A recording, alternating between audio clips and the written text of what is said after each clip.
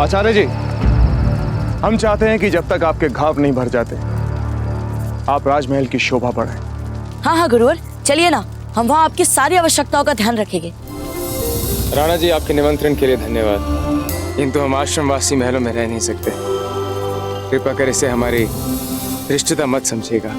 आचार्य जी, हम आपके विचारों का सम्मान करते हैं, इसलिए जब तक आपका स्वास्थ्य पूरी तरह से ठीक नहीं हो जाता हमारे राजवैद्य जी आपके आश्रम में आके आपका उपचार करेंगे। ठीक है राणा जी। कुंवर प्रताप, कुंवर शक्ति, आचार्य जी को घोड़े पर उनके आश्रम छोड़ाइए।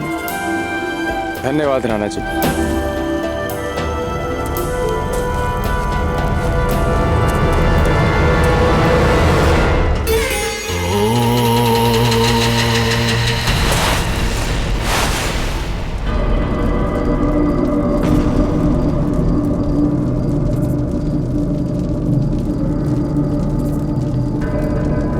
कुंवर प्रताप, जी राज। अब चिंता करने की कोई आवश्यकता नहीं, आप हमारे साथ राजमहल चलिए।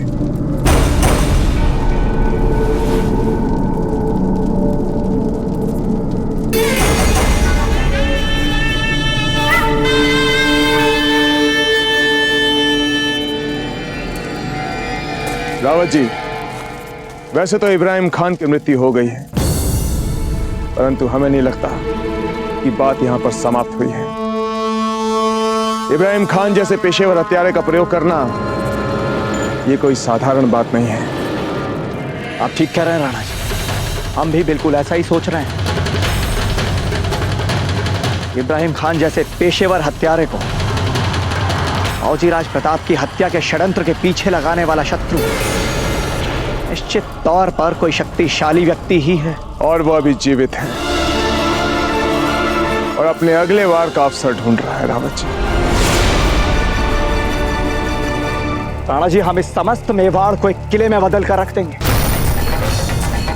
और इस षड्यंत्र के सूत्र खोजने में हम अपने सुरक्षा तंत्र को इतना कड़ा बना देंगे कि अब शत्रु चाहे नर्क में ही जाकर क्यों ना छुप जाए, हम उसे ढूंढकर ही दम लेंगे।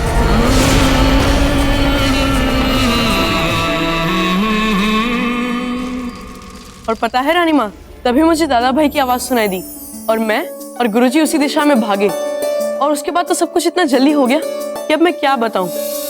लेकिन दादा भाई पूरी जान लगाकर लड़ रहे थे इब्राहिम से, और उसी वक्त गुरुजी ने उन्हें तीर मार दिया। हे भगवान, इसका मतलब तो कुंवर प्रताप एक बार फिर बाल बाल बचे।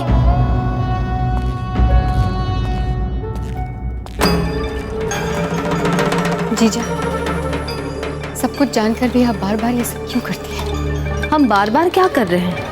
जैसे आप जानती ही नहीं। आपको अच्छी तरह पता है कि कुंवर प्रताप के प्राण सदा संकट में रहते हैं, उसके बाद भी आप उन्हें गुरुकुल भेजती हैं। एक माँ होकर आपका मन इतना कठोर कैसे है? ये सब कुछ आप इसीलिए कर रही हैं ना, क्योंकि आप कुंवर प्रताप को राजा बनता देखना चाहती हैं। क्या हो जाएगा अगर वो राजा नहीं बन पाएंगे तो? कुंवर शक्ति भी तो होनहार है, योग्य है, इसके बाद भी आप कुंवर प्रताप के प्राण को संकट में क्यों डालती हैं जीजा? कुछ वर्षों के लिए जीजा उनको आप महल में सुरक्षित क्यों नहीं रहने देती? वैसे जीजा, धीर भाई जी बिल्कुल ठीक ही कह रही है ना। अब जब कुंवर प्रताप के प्राण हर समय ही संकट में रहते हैं तो हमारी कुंवर शक्ति भी तो बन सकते हैं ना मेवाड़ का राजा। हमने पहले भी आपसे एक बार कहा है और आज वापस दोहरा रहे हैं, राजकाज के मामलों में बिना सोचे समझे कुछ मत कहा कीजिए आप।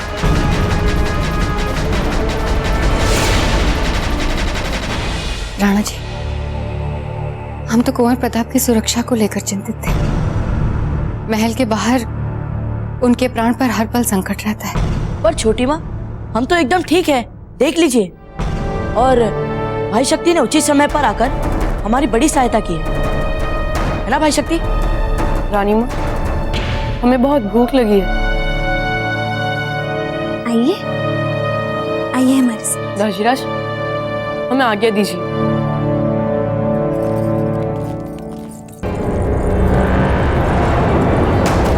वैसे कुंवर प्रताप को गुरुकुल में भेजने का निर्णय हमें भी नासमझी का निर्णय लगता है। आज कुंवर प्रताप के साथ कुछ भी हो सकता था।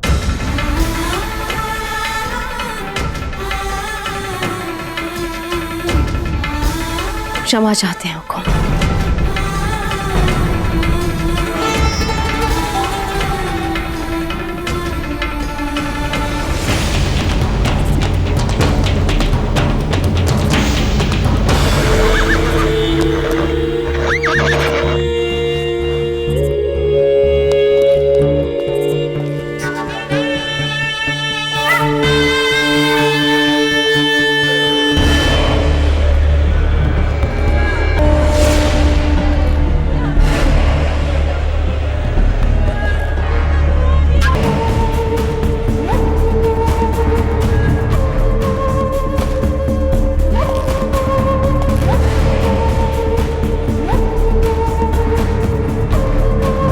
लगता है ये वो लोग हैं जिनके वजूद तक को दुनिया ने भुला दिया है।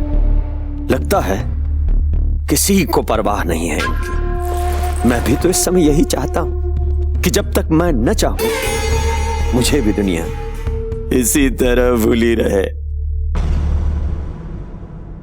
आचार्य जी, अब तो आप जान ही चुके। इब्राहिम खान का यहां गुरुकुल में आना और कुंवर प्रताप की हत्या का प्रयास एक बहुत बड़ा षड्यंत्र है। हमने इस षड्यंत्र की जांच आरंभ करवा दी है, परंतु जब तक असली अपराधी पकड़ा नहीं जाता तब तक कुंवर प्रताप का राजमहल से बाहर यहां गुरुकुल में आना सुरक्षित नहीं। तो आप ये कहना चाहते हैं राणा जी कि आप कुंवर प्रताप की शिक्षा बीच में ही छुड़वा देंगे? नहीं आचार्य जी, हम ऐसा सोच भी कैसे सकते। हम तो यहां आपके पास एक विनम्र निवेदन लेकर आए हैं कि जब तक परिस्थितियां ठीक नहीं हो जाती तब तक आप स्वयं कुंवर प्रताप को राजमहल में आकर शिक्षा दें।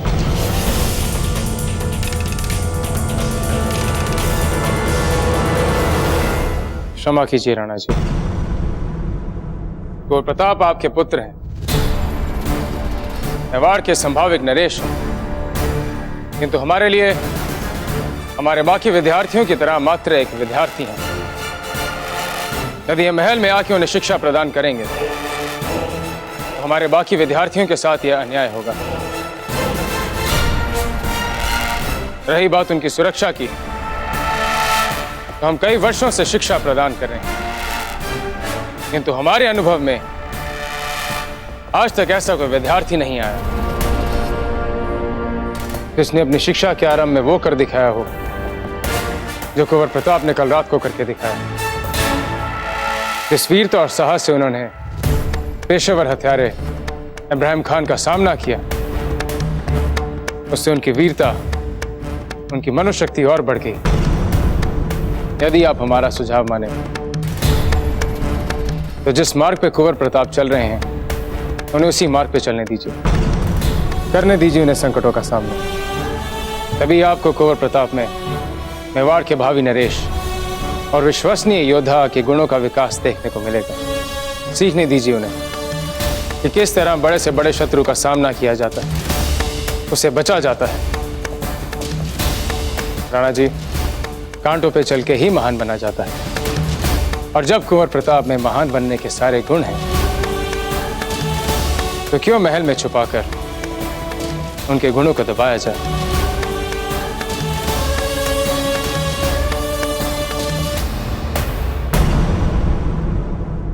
नहीं धीर भाई जी, हमने आचार्य जी को समझाने का बहुत प्रयास किया कि वो राजमहल में आकर कुंवर प्रताप को शिक्षा दें, परंतु उनका कहना है कि यह कुंवर प्रताप के हित में होगा अगर वो गुरुकुल में आकर शिक्षा लें। तो फिर क्या निर्णय लिया राणा जी आपने? यही कि हम अपने आदेशों को आचार्य जी पर थोपेंगे नहीं। कुंवर प्रताप की शिक्षा के मामले में जो भी उन्हें उचित लगे उन्हें करने दिया जाए। पर राणा जी, कुंवर प्रताप के लिए महल के बाहर संकट बढ़ता जा रहा है। पहले महल के बाहर संकट था, अब तो महल के अंदर भी संकट बढ़ता जा रहा है। हमारा तो आपसे यही सुझाव है राणा जी कि इसके पहले कि महल का ये संकट अनियंत्रित हो जाए, आप उनका सामना करके उन्हें रोक लीजिए। महल के भीतर के संकट आप कहना क्या चाहती हैं धीर भाई जी? राणा जी, आपने खुद सुना ना सज्जाबेन को, कैसे कुंवर शक्ति को उत्तराधिकारी बनाने के लिए हम महत्वाकांक्षी। समझ नहीं पा रहे हैं धीर भाई जी, हमारे उत्तराधिकारी के विषय को बार बार क्यों उठाया जाता है, जबकि कुंवर प्रताप हर कठिनाई का सामना करके बार बार साबित कर चुके हैं कि वही योग्य उत्तराधिकारी हैं। राणा जी, हम कुंवर शक्ति की बात बार बार इसलिए कर रहे हैं ताकि लोग ये बातें ना बनाएं कि हम कुंवर प्रताप को जो इतना चाहते हैं, इसीलिए हमने कुंवर शक्ति को अपना पक्ष रखने का उचित अवसर नहीं दिया। यदि आपकी निष्पक्षता पर कोई उंगली उठाए तो हमें बहुत बुरा लगेगा। तो क्या चाहती हैं आप, क्या करें हम? गुरुकुल में श्रेष्ठता की प्रतियोगिता होने वाली है। कुंवर शक्ति और कुंवर प्रताप में जो भी ये प्रतियोगिता जीते, उसे आप उत्तराधिकारी घोषित कर दीजिए। मेवाड़ की राजगद्दी पर कौन बैठेगा, इसका निर्णय हम गुरुकुल की शैक्षणिक प्रतियोगिता का परिणाम देख कर लें। तो इसमें बुरा क्या है राणा जी? कम से कम लोग इससे बातें तो नहीं बनाएंगे। ठीक है धीर भाई जी, अभी उस प्रतियोगिता में कुछ माह बाकी है, देखते हैं उसमें क्या होता है।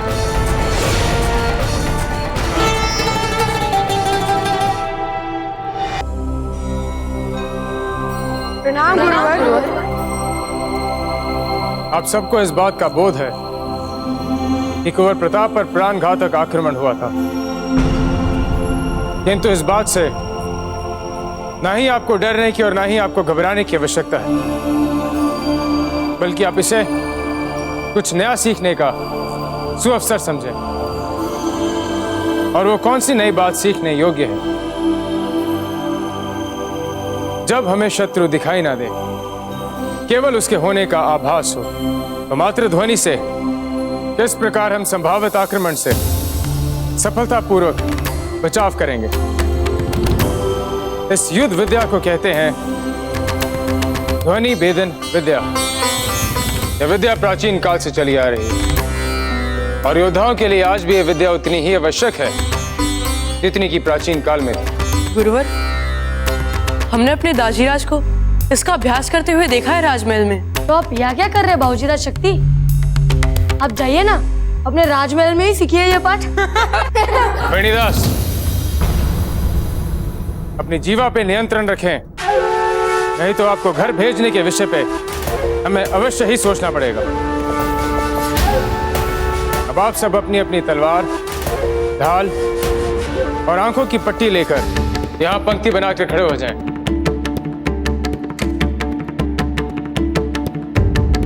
भाई शक्ति, वेणीदास की बात का बुरा मत मानिएगा, वो तो यूं ही हास प्रयास कर रहे थे। दादा भाई, हम यहाँ मित्र बनाने नहीं, एक सर्वश्रेष्ठ योद्धा बनने आए हैं। कुंवर प्रताप, यही सीखना है आपको। युद्ध के मैदान में शत्रु कब, कैसे, किस दिशा से आप पर वार कर दे कोई नहीं जानता। चालाक शत्रु कभी मित्र का चेहरा पहने तो कभी छिप कर वार करेगा।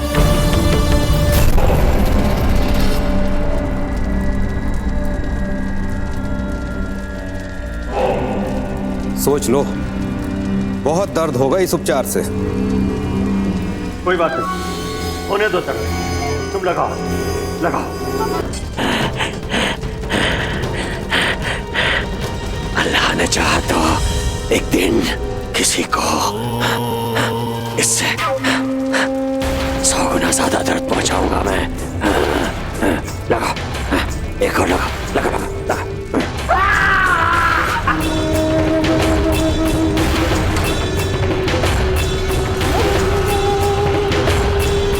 इतने छोटे से काम के लिए इतनी स्वर्ण मुद्राएं?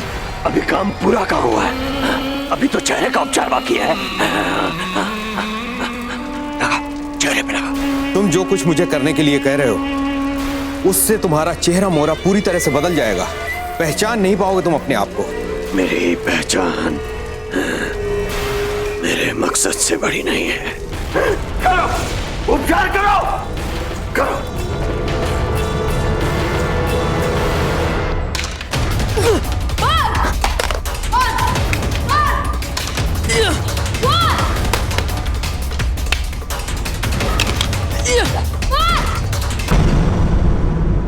सर्वोत्तम अभ्यास कुंवर शक्ति, थोड़ा और अभ्यास कर लें।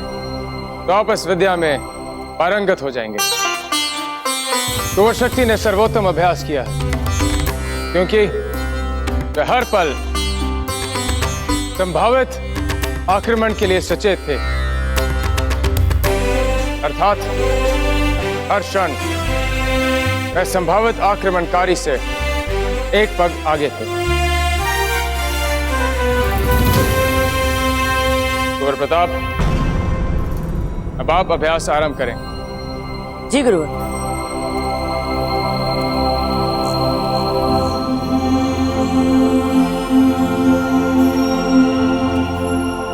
ठहरिए। कुंवर प्रताप, आप इस अभ्यास को देख चुके हैं, इसलिए अब इस अभ्यास को आपके लिए और कठिन बनाया जाएगा। अब आक्रमणकारी पंक्ति में नहीं, बल्कि अब वो आपको चारों ओर से घेर के खड़े होंगे और मात्र ध्वनि से आपको आक्रमण की दिशा का बोध लगाना होगा और उसके आधार पर अपनी रक्षा भी करनी होगी। पर गुरुवर, यदि ये सब हमारी चारों ओर पंक्ति में नहीं खड़े होगे तो फिर हमें कैसे पता चलेगा कि कौन हम पर वार कर रहा है? यही तो आपको सीखना है। सभी विद्यार्थी घेरा बनाएं।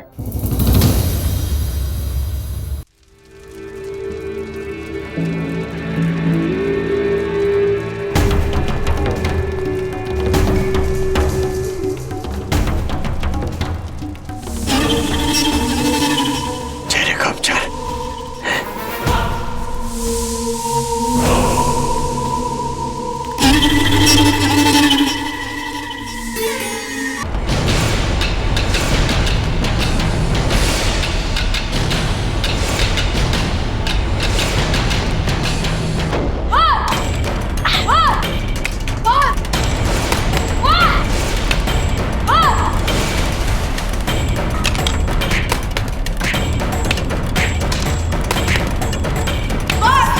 ठहरिए।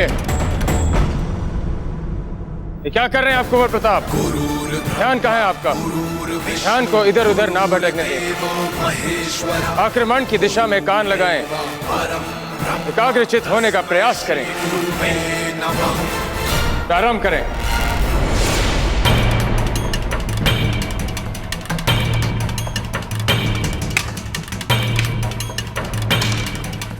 चक्रपाणी, जी गुरुवर। चलाइए। क्या गुरुवर? ने कहा चिल्लाइए। चक्रपाणी, आप ठीक तो हो ना? चक्रपाणी, कहीं आपको चोट तो नहीं लग गई? कहाँ है आप चक्रपाणी? कुछ बोलिए चक्रपाणी। वार! गुरुवर, आप? वार! वार! वार! वार! वार! वार!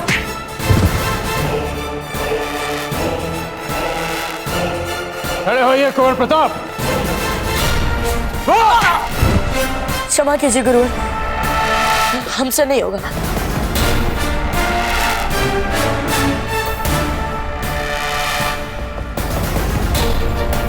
खड़े होइए कुंवर प्रताप। आभास हुआ आपको अपनी भूल का। किस प्रकार आपने एक क्षण के लिए निर्बलता को स्वयं पर हावी होने दिया। अपने मित्र के प्रति लगाव की निर्बलता को शत्रु के संभावित वार से अधिक महत्व दिया। यही कारण है कि हम जैसा घायल शत्रु भी आप पे हावी हो गया। कुंवर प्रताप, आप में योद्धाओं वाली बुद्धि है, किंतु योद्धाओं वाला मन नहीं। इसके लिए आपको अत्यधिक अभ्यास करना होगा। शांतनु, आज के अभ्यास में कुंवर प्रताप को 0 अंक दिए जाएं।